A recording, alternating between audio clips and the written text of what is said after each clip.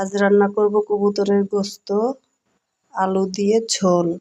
এর জন্য প্রথমে পেঁয়াজ সরিষার তেলে ভালোভাবে ভেজে নিয়েছি।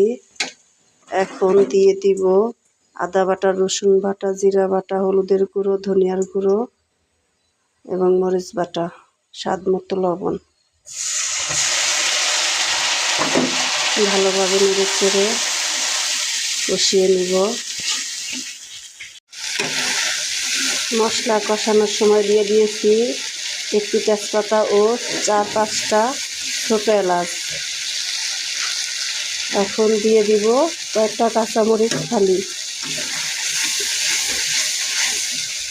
এখন ভালোভাবে নেড়ে চেড়ে 6 থেকে 7 মিনিট কষিয়ে নিব।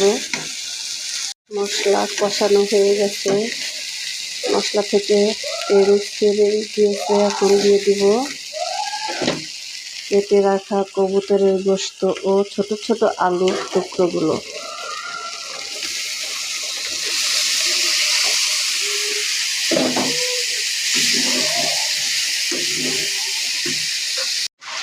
ভালোভাবে নেড়ে চেড়ে কষিয়ে নিয়েছি।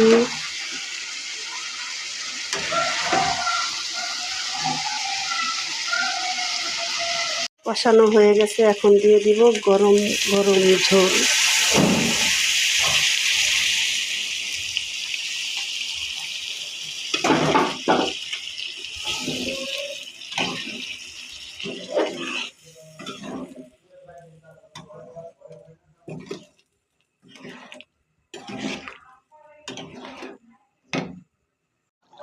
গরম গরম কবুতরের বাচ্চার ঝোল রান্না হয়ে গিয়েছে। এখন নামিয়ে নিব।